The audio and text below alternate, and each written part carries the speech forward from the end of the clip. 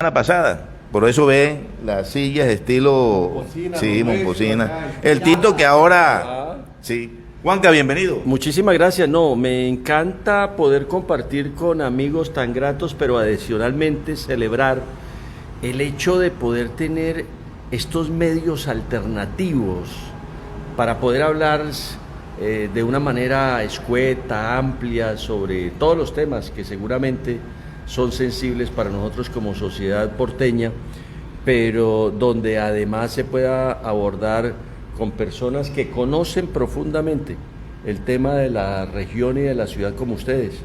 Me agrada mucho compartir ¿A usted no le arden las manos a veces por el sitio donde está esa papa caliente que tiene? Pues digamos que son situaciones complejas, pero apelando a ese lenguaje gráfico suyo, Juan Carlos, yo diría que a los que nos ha tocado siempre lidiar con carbón, con papas calientes y todo, ya tenemos callo. Y de alguna manera, pues también la búsqueda de la sapiencia, de poder sortear de la mejor manera las situaciones complejas como las que me ha tocado en mi vida pública y profesional, y esta, pues por supuesto, no es la excepción. Es bastante compleja la situación, lamentable desde muchos puntos de vista, pero hay que ponerle la cara, hay que enfrentar la situación para poder entonces tomar las mejores decisiones, las que sean. Fertilizantes toma mucha relevancia por lo que está pasando por allá en Ucrania y que efectivamente fue una situación que afectó a buena parte del mundo. Los ojos se fueron para fertilizante inmediatamente. ¿Qué tal donde nosotros hubiéramos tenido la empresa en todo su fulgor?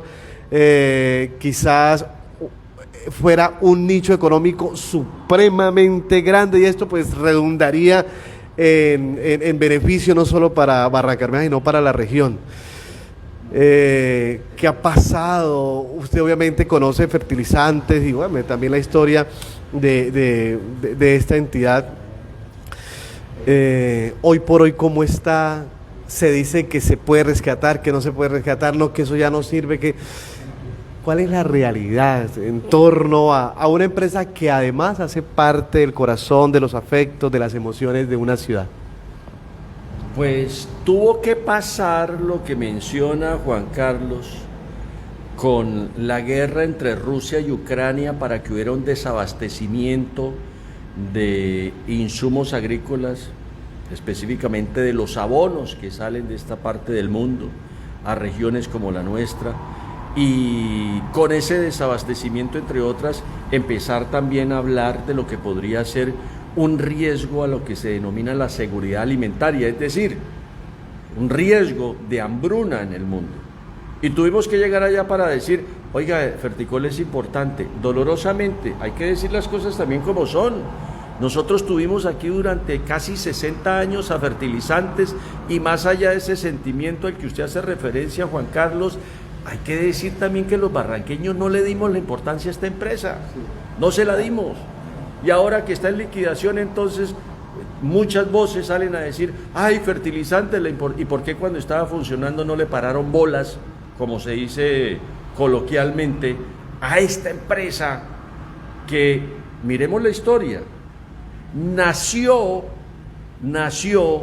como un experimento y se constituyó como una empresa de juguete, y que quedó de juguete, refiriéndome a qué, a que la producción que se estableció fue una producción marginal.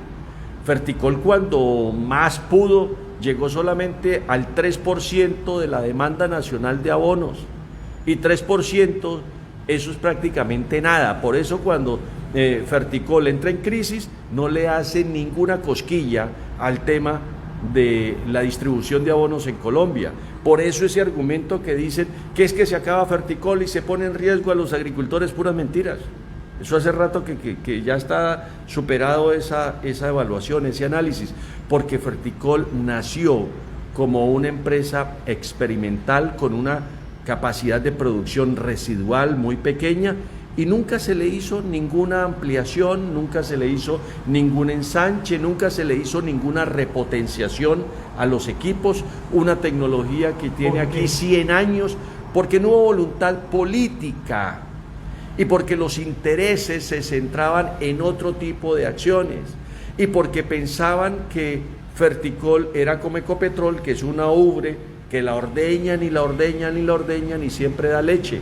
Y resulta que a esta empresa la ordeñaban la ubre y cuando no dio leche, sino que empezó a brotar sangre, tampoco unos indolentes siguieron ordeñando y terminaron acabando la empresa.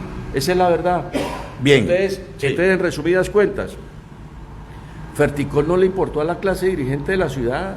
Eso es mentira, Juan Carlos y amigos. Ferticol no tuvo doliente. A Ferticol sabíamos que existía acá y la dejaron allá. Si hubiera existido ese escenario, ¿la historia hubiera sido diferente? Sería otro cantar, la historia sería otra. Pero también hay que mirar entonces, dentro de lo que es esa retrospectiva, bueno, ¿y qué fue lo que pasó entonces?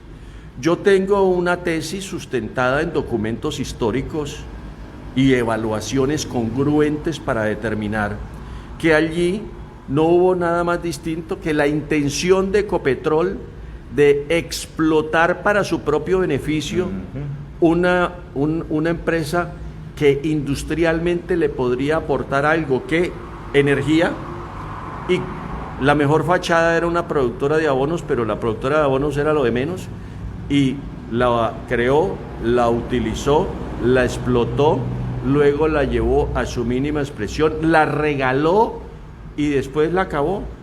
Ahí hubo, para resumírselo, un plan sistemático implementado por Ecopetrol desde la creación hasta la liquidación misma de la empresa, vuelvo y repito, sustentado en documentos históricos y en evaluaciones congruentes para determinar lo que estoy diciendo, porque por supuesto que sé de qué estoy hablando, de la implicación que tiene y además también de lo duro que puede ser decir esto en los términos en los que estamos diciendo con la responsabilidad de Ecopetrol.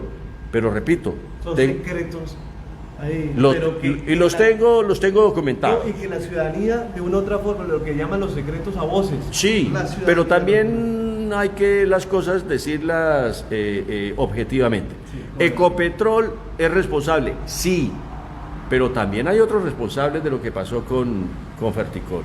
Pero vamos por parte, porque yo comparto, entre otras cosas, siempre he sido del pensamiento que Ecopetrol tenía, como por ejemplo brindarle los insumos, porque la petroquímica debió ser fundamental para Ferticol, y aparte de eso, cómo ser generoso en, por ejemplo, en la distribución del gas.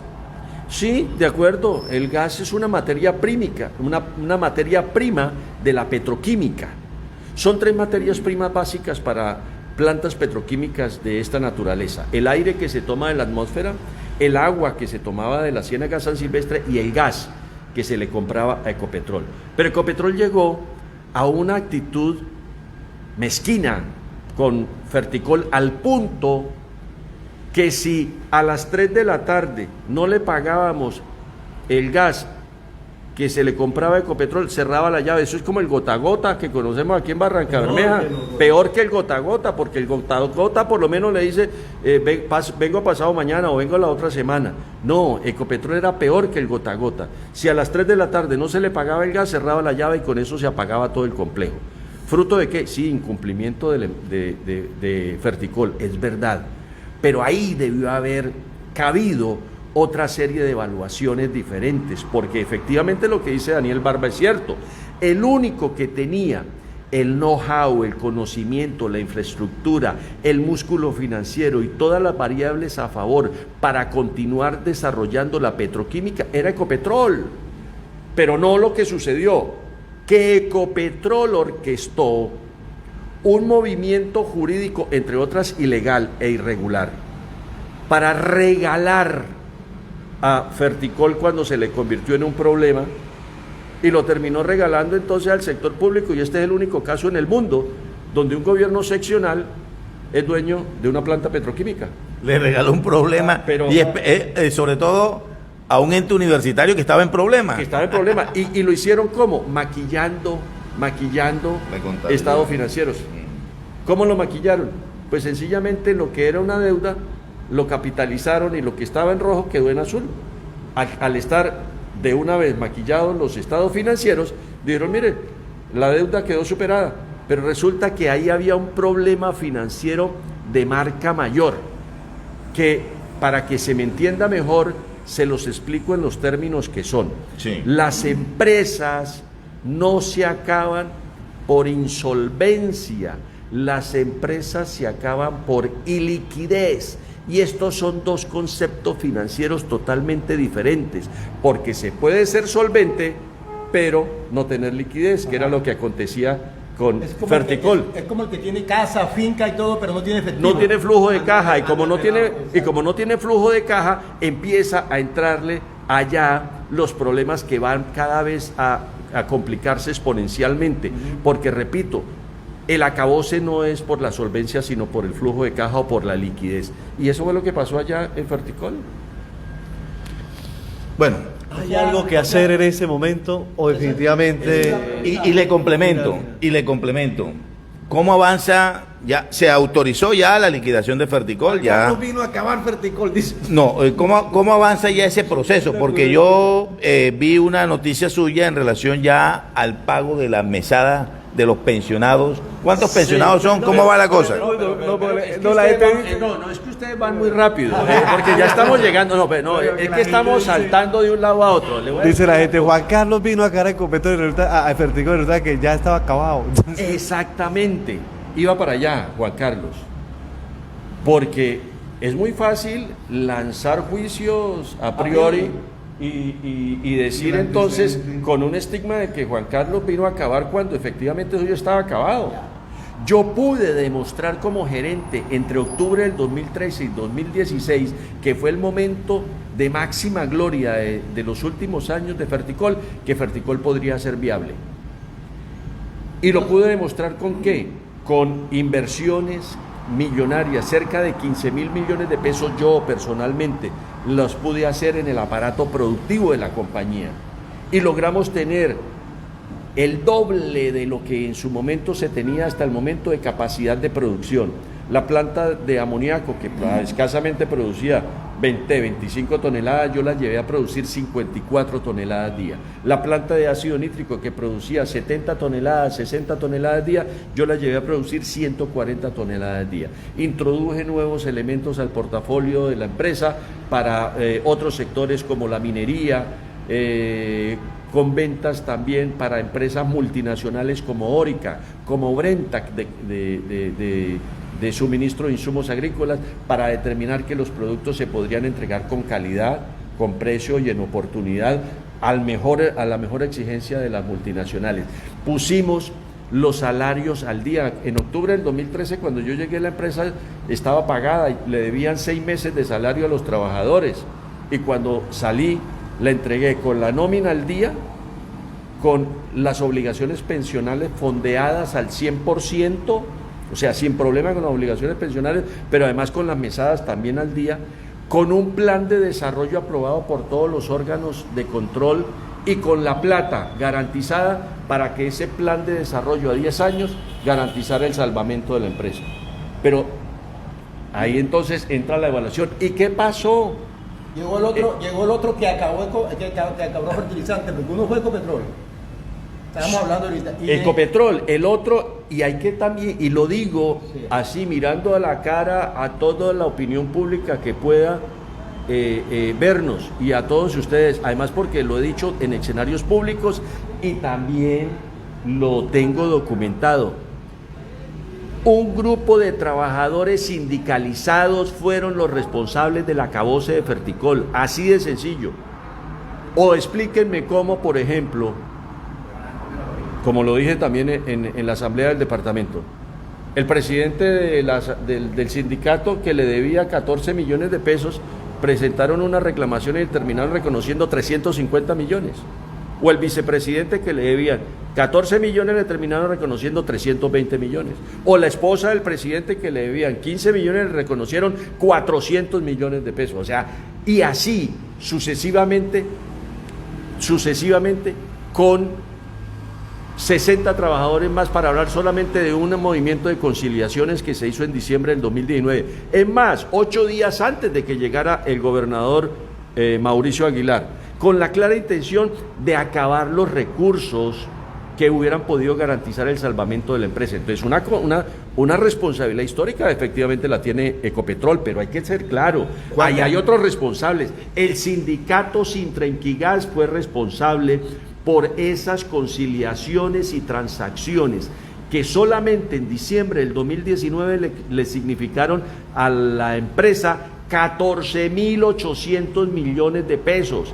Trabajadores que dicen sentir a la empresa, pero que lo que hicieron fue clavarle una puñalada también en el corazón, o ayudar a que esa puñalada la desangrara y la dejara vuelta a pedazos, como en efecto quedó. Pero también diferentes entidades. Por ejemplo, las conciliaciones no salieron del aire. Es que ahí voy yo, Juan Carlos. Es que hay una polémica que se ha suscitado en estos días frente a un proceso de conciliación que creo que hubo con 60 trabajadores, varios de ellos sindicalizados en el sindicato que usted responsabiliza. ¿Se pagaron esas conciliaciones o no se pagaron? Porque esas se hicieron a través de un abogado, un controvertido abogado, Iván Lorenzo creo que se llama. ¿Cómo va ese proceso ahí? No, es que por supuesto que se pagaron. ¿Y cómo se pagaron? Cuando usted dice se pagaron, pues claro, yo como representante legal de Ferticol tengo que decir, ¿por qué digo que se pagaron? Porque están los documentos que soportan que se las cobraron a Ferticol.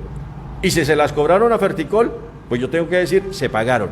Ahora, ¿que le pagaron a los trabajadores? No sé, porque eso es un acuerdo entre el trabajador y su apoderado. Eso es un tema que a mí no me corresponde. Es más, no tengo por qué saberlo porque es de la órbita privada. Ya pero interno allá. Pero lo que me corresponde a mí, yo lo puedo decir. La plata salió de Ferticol. Se la cobraron a Ferticol. Está sustentada en los documentos que tengo a mi haber para decir que eso se lo cobraron a Ferticol, o sea, se pagó. Pero ojo, no perdamos de foco el tema de las responsabilidades históricas a quien les compete. Así como yo digo, Ecopetrol tiene responsabilidad, el sindicato de Sintrenquigas tiene responsabilidad, y esto también lo digo pues con toda prudencia, sin que eso despierte los resquemores que yo sé que puede despertar, porque estos son temas sensibles.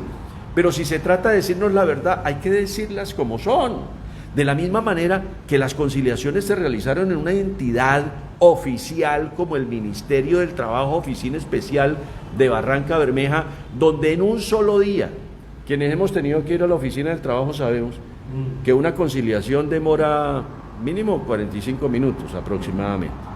No, aquí en un tiempo récord se presentó la solicitud, el mismo día se aprobó, al día siguiente se adjudicó al conciliador, que entre otras no era el titular de las conciliaciones porque era un abogado trasladado la semana anterior desde Sabana de Torres, llegó aquí y en un solo día conciliaron 60 trabajadores. Eso es imposible, de 8 horas, es inaceptable. Estamos hablando de ese mismo número de trabajadores. Claro, por supuesto, pero es que además de lo que usted menciona, Daniel, que eso es un ejercicio válido, dentro de lo que son las conciliaciones hay otra figura que son las transacciones.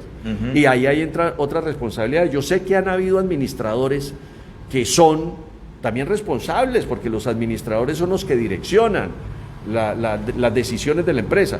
Y yo no me puedo explicar cómo todavía, por ejemplo, el doctor Juan Carlos Reyes Nova, que hoy día es el director de la Corporación de la Defensa de la Meseta de Bucaramanga, a quien le tengo una denuncia en la Fiscalía para que sean los órganos de vigilancia, control, determinen y de investigación determinen finalmente si haya responsabilidades del orden que sea, en este caso penales. Puse en conocimiento también de la Fiscalía, porque la empresa le debía a este señor de su liquidación 3 millones de pesos, y por los 3 millones de pesos montaron una reclamación laboral donde le reconocieron 346 millones de pesos, o sea, 343 millones de pesos. ¿Qué empresa va a aguantar así? Pero aparte de Eso eso, no lo dicen, eso no lo cuentan. Pero es que hay una cosa, yo lo he Juan dicho en Carlos. diferentes escenarios. Vea, no estamos hablando. Claro, entonces dice que es más. Eso fue durante el gobierno de Didier Alberto Tavera. Claro, y yo también lo he dicho públicamente, al gobernador Didier Tavera se le entregó una empresa con la mayor parte de sus problemas resueltos, con la plata para salir incluso del proceso de reestructuración, una empresa viva, proyectada, y devolvió un cadáver. Pero ojo, vuelvo y repito, hay otras responsabilidades porque uno no se puede sesgar en los análisis. Y también es cierto que los órganos de control no funcionaron. Me refiero a una empresa en reestructuración, tiene junta directiva. Y ningún miembro de junta directiva dijo esta boca es mía cuando la empresa está desmoronando. Y ellos también, la ley les llega porque ahí hay unas responsabilidades muy claras en lo que es las decisiones para que una empresa salga adelante. ¿Y por qué no tomaron las decisiones en su momento? Pero también un órgano de reestructuración tiene lo que se denomina legalmente un comité de vigilancia. Claro. Y el comité de vigilancia, como su nombre lo indica, lo que hace es vigilar el proceso de reestructuración. Y en la vigilancia estaban pensionados y estaban trabajadores. Por supuesto. Y bueno, ¿y ellos por qué no dijeron nada? Y yo tengo las actas, como para que no digan que es que Juan Carlos Sierra dice mentira. No, tengo las actas donde los trabajadores, en la representación del sindicato de Sintrenquigas, entre otras, se quedó callado con todo lo que estaba pasando y no decía nada. Entonces, ahí también hay una responsabilidad grande. Juan Carlos, es que quiero aclarar una cosa. Resulta que el excontralor departamental, que incluso fue candidato para Contralor General, Sánchez, él ya había hecho una auditoría. En la auditoría había sido sobre Carmelo, el que fue gerente, Carmelo Reyes. Esa auditoría fue antes de Reyes Nova, creo que fue. Sí. El señor Reyes Nova, que tiene muy buena influencia con los amigos, los colegas del área metropolitana, en el Twitter sale a decir que él de esa auditoría salió limpio, pero resulta que no dijo que esa auditoría no se le hicieron a él, se le hicieron a Carmelo Reyes. Efectivamente, pero bueno, eso es un tema que tiene que ver porque, entre otras, Daniel, las auditorías no se hacen a personas. No, Las auditorías se hacen por periodos. Sí, y él fue, ese fue, cuando yo hablo de Carmelo, era el gerente de la época de Ferticol.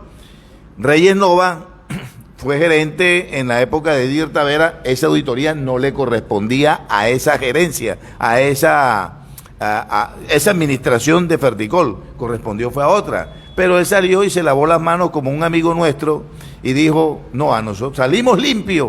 Aquí no nos meten, y resulta que... Es que hay cosas que definitivamente sucedieron y uno se aterra y definitivamente ¿qué pasó?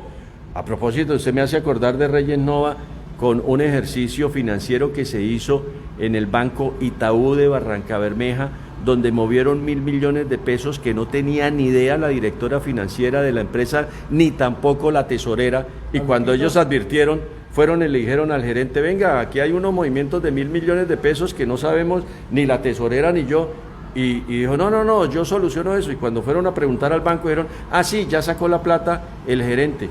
¿Cómo así que un gerente puede pasar por encima del director financiero y del tesorero en una organización, si eso no es una tienda?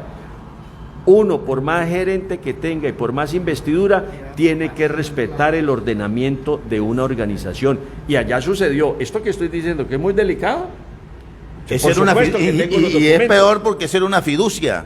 No, ese fue una cuenta normal que se abrió para un contrato de manejo de un producto donde, entre otras, creo que con un privado donde a Ferticol, si mal no recuerdo, le entregaban el 5% de la utilidad y el 95% para el privado, en un claro desequilibrio.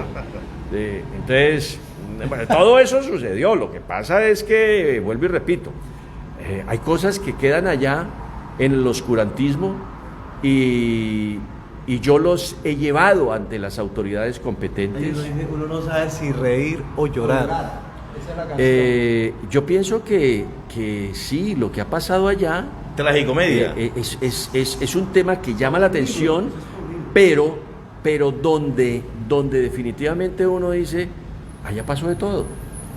Y vuelvo y repito, cuando uno hace los análisis, tiene que ser objetivo.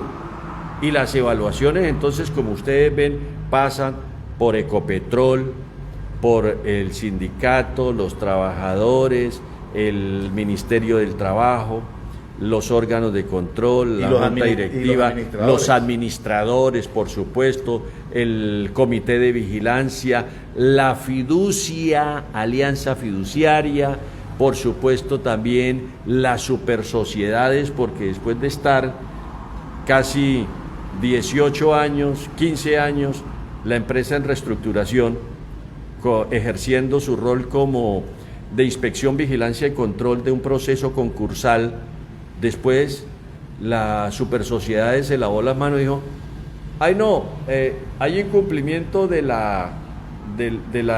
proceso de reestructuración, lo que indica que se tiene que buscar entonces ahora el camino de la liquidación, pero por la composición accionaria esta empresa está eximida de las cláusulas determinadas en los procedimientos de liquidación judicial, que es la ley 1116. Es decir, para decirlo de una manera sencilla, que la superintendencia no tenía velas en ese entierro, entonces le chutó la papa caliente al departamento, y al departamento es querer decir a la asamblea y al gobernador de Santander, porque la superintendencia, después de 15 años de reestructuración, vino a advertir que la composición accionaria de Ferticol la sacaba de taquito de lo que era el marco jurídico de la liquidación. Por eso tenemos una liquidación con un marco jurídico distinto. Qué bien. ¿Cuál es el futuro inmediato del tema de Ferticol? Y yo le complemento cómo van ya los procesos en relación a los pensionados, a los extrabajadores, porque a la venta de los lotes, todo eso. Bueno, ¿en qué etapa estamos? Liquidación. La liquidación se ordenó desde septiembre del año pasado por parte de la Asamblea de Santander. Sí.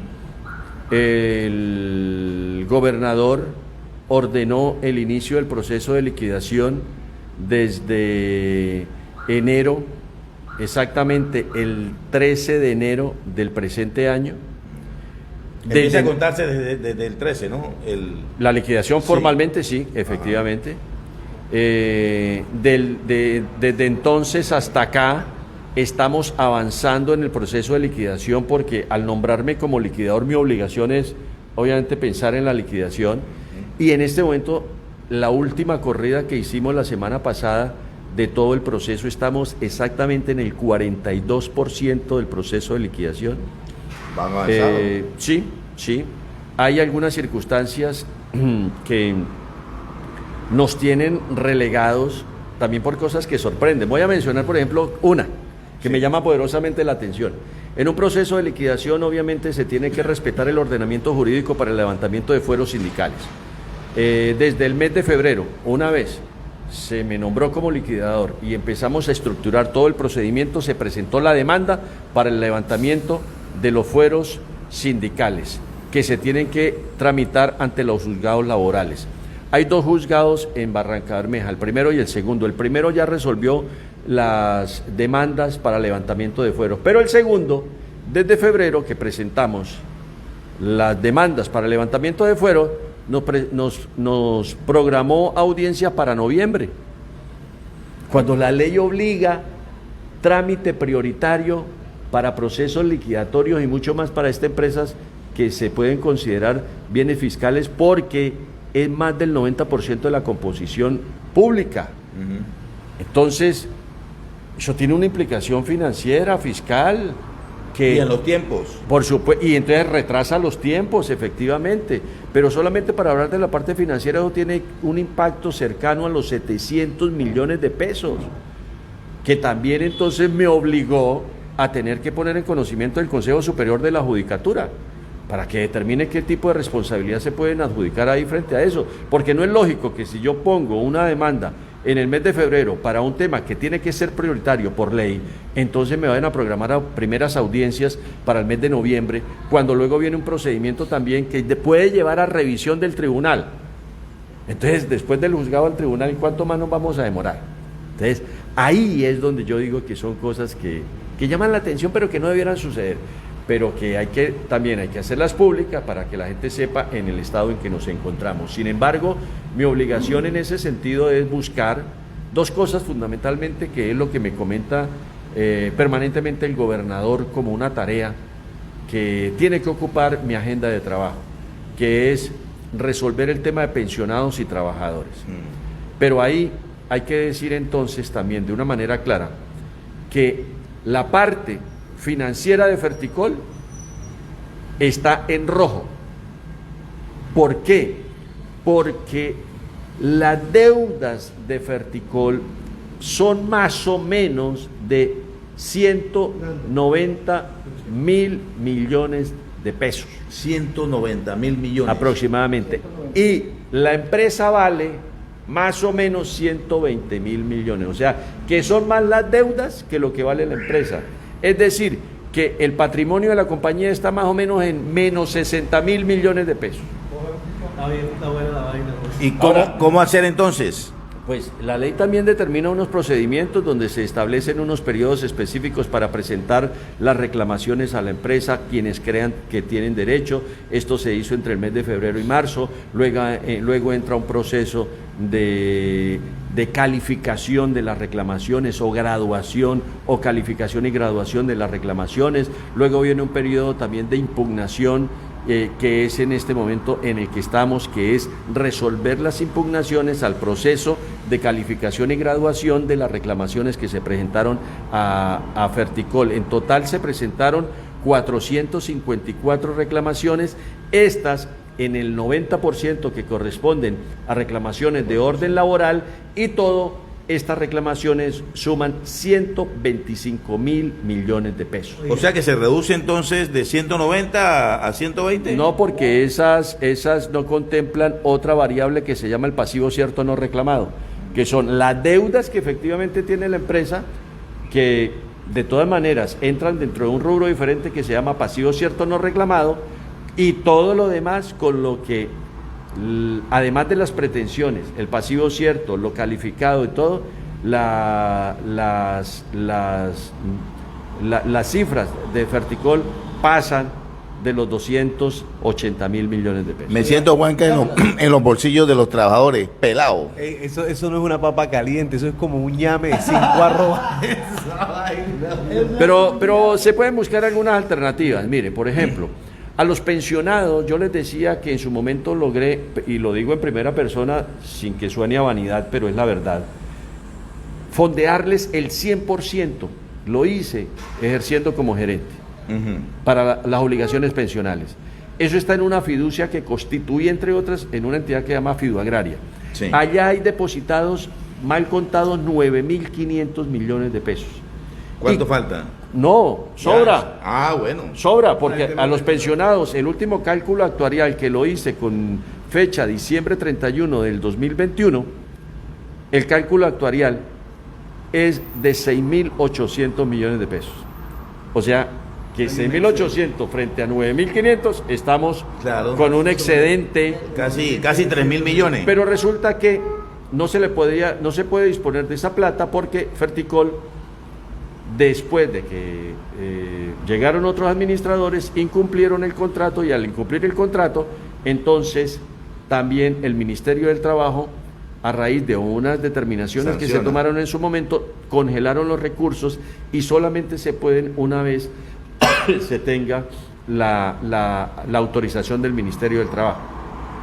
Con el gobernador nos dimos a la tarea de gestionar, de tocar las puertas del ministerio, etcétera, con los miembros de la Junta Liquidadora, también con la Asociación de Pensionados, y de manera reciente logramos que se liberaran los recursos para empezar a pagar de la liquidación a la fecha, es decir, desde enero hasta la fecha, incluido la mesada 14, que suma más o menos unos 500 millones de pesos que le acabamos de pagar a los pensionados, como un abono, un primer abono.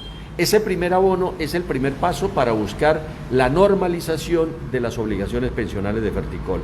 Y vamos a dar el segundo paso, que es lograr que se empiece a pagar la mesada puntual, mientras terminamos otro procedimiento establecido en la ley, que es un reconocimiento ante el Ministerio de Hacienda para un software especial que maneja el gobierno nacional para las obligaciones pensionales de las entidades públicas, que se llama el Pasivocol.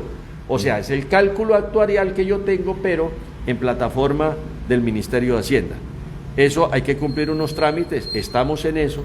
Una vez tengamos eso, podemos liberar recursos.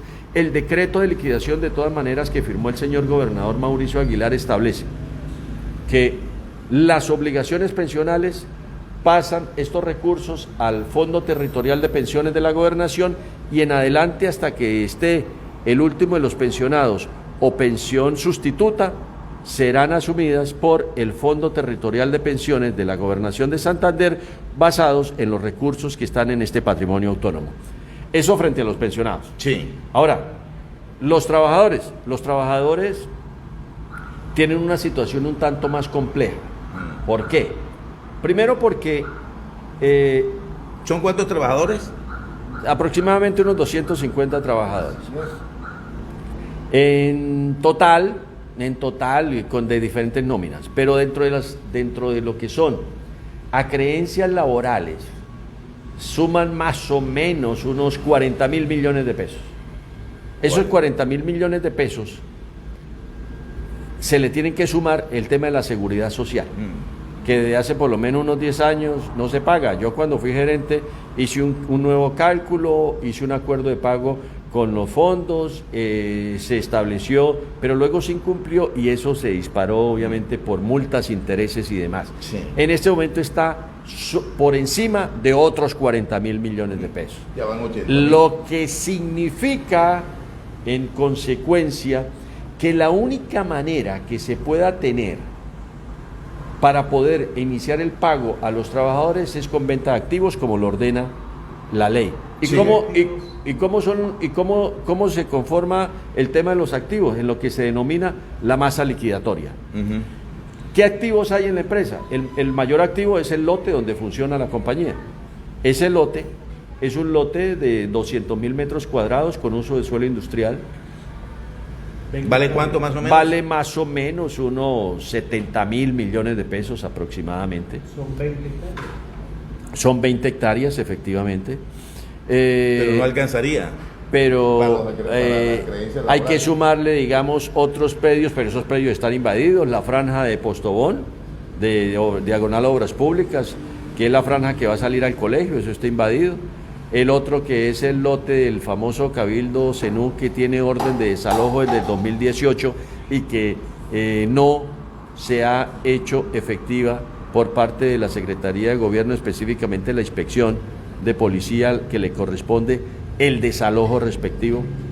La ley que establece el tema de la legalización de predios ocupados no los cobija a ellos, lo que significa que se tiene que cumplir el desalojo. Contrariamente, hay una situación de reconocimiento de unas juntas de vivienda, pero adicionalmente estas comunidades están asentadas en un gasoducto que, así la empresa no esté funcionando, está presionado de gas, y debajo de unas líneas de alta tensión de 34.500 kilovoltios, lo que significa que en un día de estos, en una tormenta eléctrica como la que sucede acá, puede haber un salto de corriente y puede haber una tragedia. Ya se lo notificamos desde hace algún tiempo a la alcaldía para que se tomaran las decisiones y bueno, ahí está la situación sin resolver. Pero para seguir con el tema de la discusión sobre los trabajadores y sobre los activos, entonces están estos terrenos que igual hay que resolverlos y si se venden pasarían a la masa liquidatoria. Está también el tema de lo que son los activos industriales. O sea, los bienes muebles e inmuebles, muebles e inmuebles también hacen parte de la masa. ¿Y si hay bienes muebles e inmuebles? Pues digamos que la parte industrial, eso tiene un valor, ¿Cuánto más o menos quedaría? Porque ya eso uno lo ve como chatarra, por decirlo así. Estoy terminando, eso no lo puedo decir yo de una manera arbitraria, subjetiva. Eso tiene que estar basado en valoraciones que, entre otras, no la puede hacer cualquier persona. Se tiene que hacer por evaluadores profesionales reconocidos ante las instancias nacionales, porque ellos, con su tarjeta profesional, con su experiencia y con su idoneidad, son los que certifican que esa información es real. O sea, eso no lo hace el liquidador, no lo hace Juan Carlos Sierra. Y eso En este momento se está terminando de evaluar y de inventariar, pero está más o menos del orden, entre unos, pienso yo, de 5.000 a 7.000 millones de pesos, en ese orden está. Para decir finalmente entonces que el tema de los trabajadores hay que terminar de hacer el avalúo, el inventario, poder también hacer la conformación de la masa liquidatoria, porque ese avalúo tiene que ser aprobado por la revisoría fiscal, aprobado por la junta liquidatoria. Se tiene que también hacer un ejercicio de venta sobre esos predios, que es el mayor activo que tiene la empresa. Pesa una hipoteca en favor de Ecopetrol del año de 1966 por 2 millones de pesos, que tengo los argumentos jurídicos para decir que Ecopetrol nos tiene que levantar la hipoteca, pero no ha querido, argumentando una supuesta cruce de cuentas o compensación por unas reclamaciones que está haciendo Ecopetrol de unas cuotas partes pensionales. Es decir, hasta que no le paguemos, ellos no liberan la hipoteca, pero lo que yo le he dicho a Ecopetrol es que yo no lo puedo hacer, porque es que yo pago lo que está establecido en la ley, es decir, lo que se me presentó como una reclamación. Claro. Y ellos la reclamación de las cuotas partes pensionales no la pueden atar a una reclamación hipotecaria, porque lo están haciendo, si fuera por la parte hipotecaria, está graduado en un nivel diferente a una reclamación pensional o laboral que es de primer orden. O sea, ahí fue una argucia jurídica de Ecopetrol para argumentar eso, pero la ley no me permite tampoco hacer compensación de este tipo de deudas. Aquí lo que me obliga la ley es a pagar lo que se reclama, lo que se gradúa y lo que se certifica dentro del proceso liquidatorio. Pero mientras Ecopetrol no haga eso, no se puede vender el activo. Sin embargo, yo le presenté un derecho de petición al presidente Bayón, que después de ser reiterado, porque lo dilataron hasta decir no más, y con la reiteración me respondieron diciendo que sí, que en la ley colombiana se permite vender activos hipotecados. Pero pregunto, ¿quién me va a comprar un activo que tiene una hipoteca de Ecopetrol? Efectivamente se puede comprar cuando la hipoteca es de un banco, que uno le dice, listo, le compro el apartamento o le compro la casa, si tiene una hipoteca yo voy al negocio en el banco y resuelvo la hipoteca, eso se puede hacer, pero vaya, resuelva la de 1966 de Ecopetrol. Entonces, bien, mientras eso no se dé, los trabajadores pues obviamente deben esperar un tema, pero hay otro tema que a los trabajadores yo sé que les duele mucho, y es que dentro de los análisis juiciosos que yo he hecho dentro de la empresa, me he encontrado que en conciliaciones y transacciones a muchos trabajadores le reconocieron más de lo que le debían. Es decir, le pagaron más de los que le correspondían. O sea que tienen que devolver. Es decir, que tienen que devolver a la empresa o hacer un acuerdo de pago o resolverlo de alguna manera, porque no es lógico que estos trabajadores le reclamen a la empresa que le pague cuando ellos le deben. ¿Y cuántos trabajadores son y cuánto están debiendo? Son cifras, bueno, esa pregunta no la tengo así de memoria, Daniel. Pero la próxima con mucho gusto se la traigo, pero son trabajadores que algunos le adeudan cifras pequeñas, como 10, 20 millones de pesos, y digo pequeñas comparadas frente a otras, porque hay trabajadores que le adeudan más de 300 millones a la empresa. Lo que significa que eso también hay que resolverlo. Sí, y mientras no se resuelva, entonces, bueno, pero ahí estamos trabajando para que esto camine muy rápido y que podamos tener también en el tiempo más corto que sea posible, que los trabajadores tengan un alivio para lo que han sido, yo lo reconozco, 6 años de sufrimiento, porque la planta paró en el 2017 y desde entonces están los incumplimientos para las obligaciones con estos trabajadores, ¿no? Y han perdido muchos la casa, la moto, el carro, algunos, sí, en una situación muy lamentable, pero ya ustedes entonces con esto que les estoy diciendo están viendo lo complejo que es el tema, que no es solamente como decir vaya, gire un cheque y páguele, no, esto tiene unas implicaciones de muy profundo arraigo jurídico, contable, financiero, también de orden social, es verdad, pero donde no se puede desestimar nada de la parte normativa de nuestro país, porque así me obliga. Entonces, estamos en eso. Sin embargo, también yo debo decirles, con el señor gobernador hemos hablado en muchas ocasiones, a pesar de que mi obligación es liquidar, que exploremos lo que podría ser otras opciones, no para pensar en una reactivación de Ferticol, como lo preguntó ahora hace un instante de manera directa Juan Carlos. No, hay que decir las cosas también como son. La reactivación de Ferticol, este complejo, esta factoría, complejo industrial no puede arrancar ya, tal cual es o tal cual se conoció, por múltiples razones, entre otras técnicas. Cuando se apagó este complejo, se metieron los ladrones y se robaron todo lo que pudieron, no solamente el cableado, sino partes metálicas de muchas de las plantas la volvieron inoperante, pero además se perdieron los lazos de control que, hablando de plantas petroquímicas o unidades de proceso de esto, es decir, que no se pueden controlar variables críticas de la operación como temperatura, como presión, como fluidos de diferente naturaleza, etcétera. Lo que haría si se arrancara es poner en grave riesgo a los operadores y por supuesto a toda la infraestructura y al entorno de la empresa, lo que sería una irresponsabilidad. Juanca, una pregunta a propósito. Se había dicho en algún momento que incluso habían llegado unos árabes y hablan de unos mexicanos que tenían la plata para volver a reactivar. ¿Qué tan cierto, qué tan leyenda es ese tema? Pues, Ahora, hay una pregunta también le hago. En caso de que surja la idea de que nazca una nueva empresa, no Ferticol, de fertilizantes en Barranca Bermeja, ¿ya no podría ser en esos mismos terrenos? podría ser dependiendo de las actividades industriales que se vayan a hacer. De hecho, al tener el reconocimiento como uso de suelo industrial, es porque se puede hacer actividad industrial, según el ordenamiento jurídico. Hay una ventaja. Obvio. Ahora, hay que determinar entonces qué tipo de actividad industrial, de alto impacto, de mediano, de bajo impacto. Por supuesto, de alto impacto, con el entorno que tenemos. A 50 metros están los invasores del Cabildo Cenú, entre otras que nos estaban rompiendo la malla todos los días para meterse y robarse las cosas que estaban ahí. Hasta que la policía ya, después de capturar y poner a buen recaudo de las autoridades competentes, finalmente se dio una detención intramural a unos que fueron capturados en flagrancia y allá están respondiendo ante las autoridades.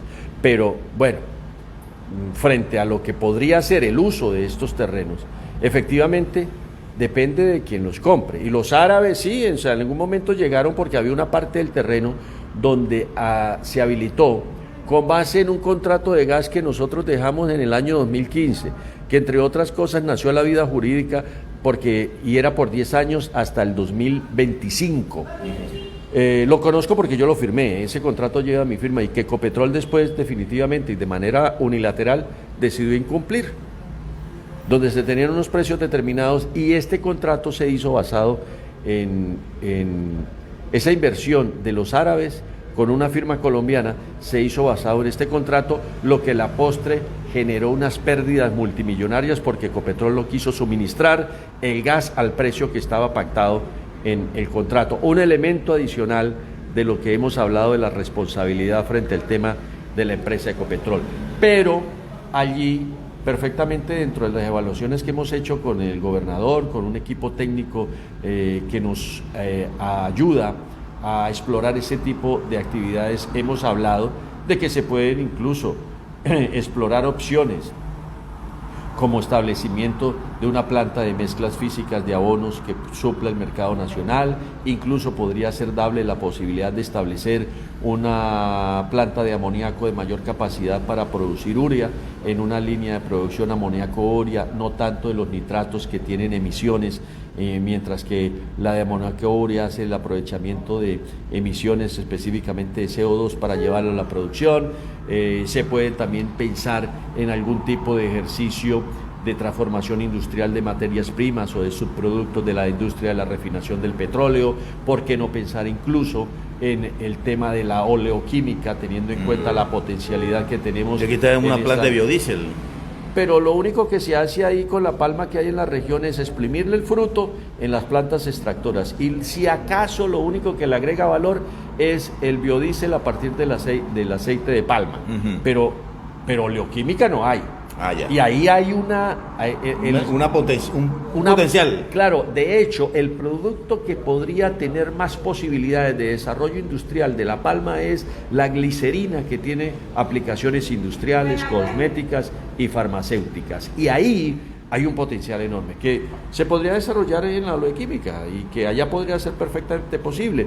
Pero entonces con lo que estoy diciendo, lo que quiero decir es que se puede pensar en un espectro, en un radio mucho más amplio de interpretación y de concepción de lo que podrían ser industrias para esta zona del país.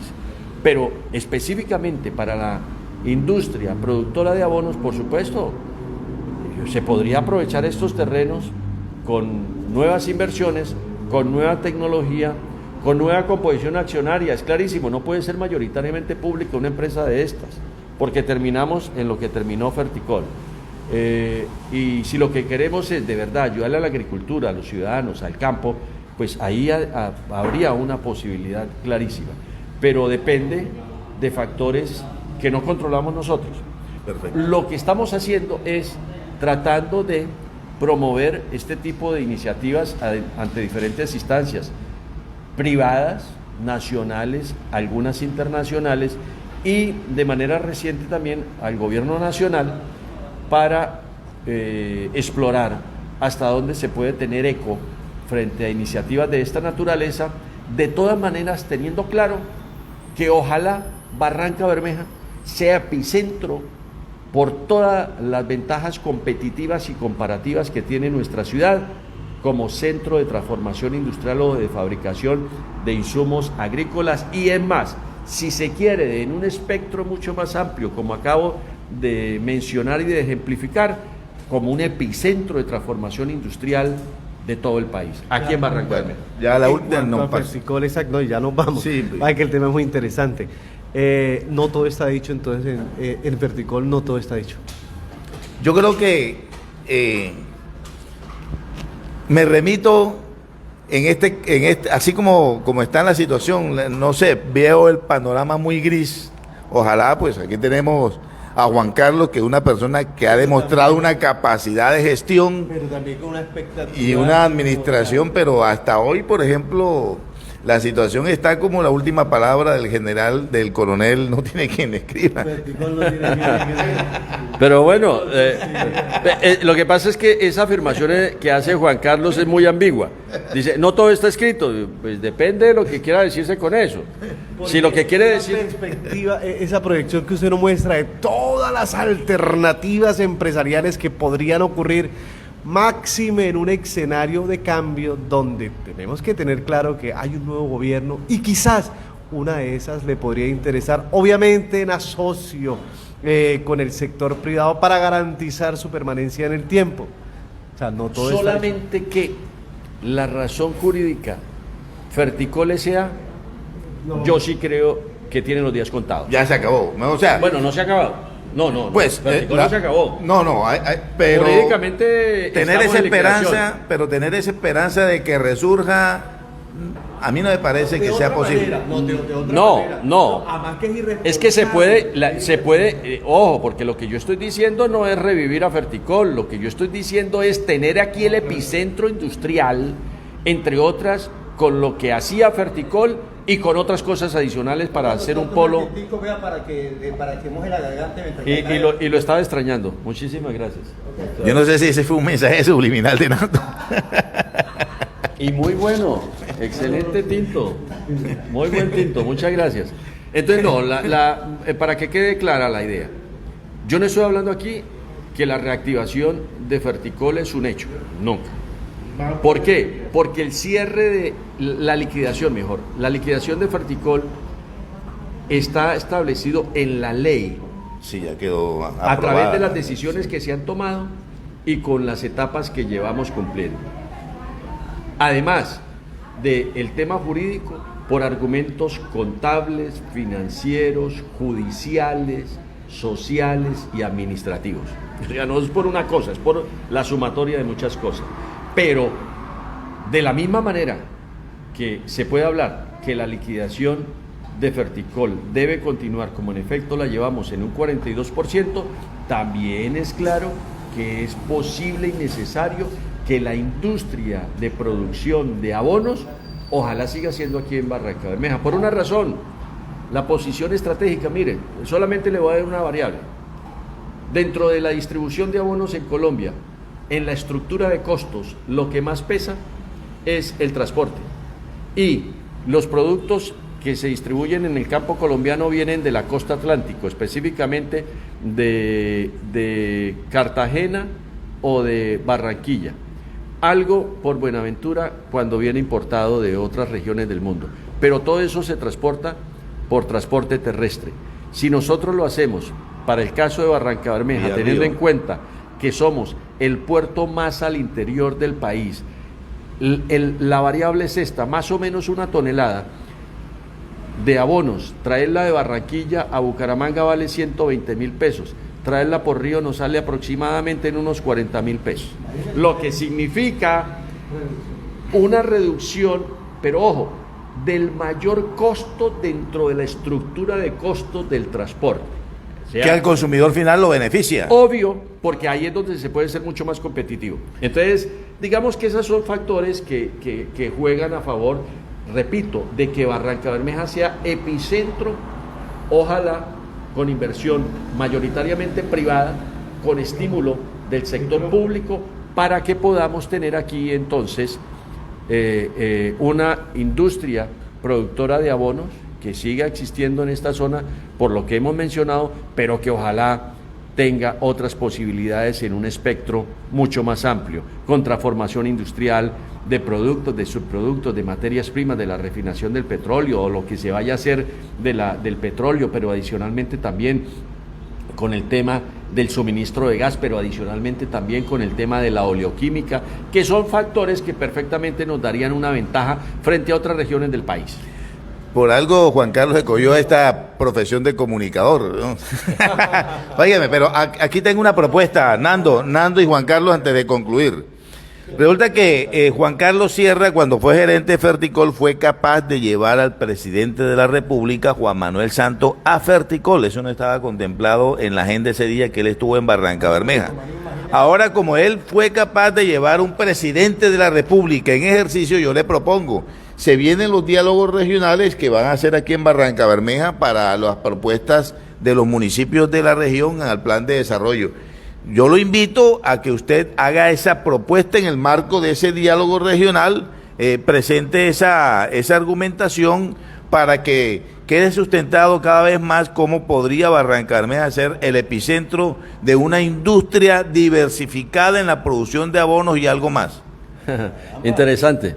Pero le quiero decir, hemos avanzado en algunos temas de lo que he mencionado acá, ante algunas instancias de orden superior a nivel nacional, de lo que pues por prudencia, por recato obvio, no puedo hacer eco de manera pública, pero donde sí puedo decir que se están moviendo temas que pueden ser muy interesantes para esta zona del país, sobre la base de la experiencia, el conocimiento de industrias como fertilizantes colombianos, pero adicionalmente con esa visión de futuro que nosotros debemos, por supuesto, las ventajas competitivas que tenemos, pero con esa visión de futuro que debemos tener, que desafortunadamente para muchos líderes se la han castrado, porque aquí la visión ha sido hasta donde llega la punta de la nariz, y no hemos tenido la capacidad y la sagacidad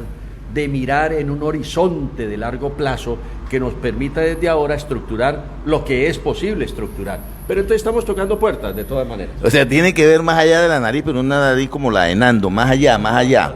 Bueno, hemos concluido esta semana nuestro programa Mañaneando Ando. Hoy 2 temas interesantes, el PEJIR y todo lo que tiene que ver con Ferticol y con el futuro de los fertilizantes en el país. Con Nando, con Juan Carlos Quiroga. El PEJIR quedó a media. Sí, pero la otra semana la seguimos. Lo mismo que este tema. Gracias.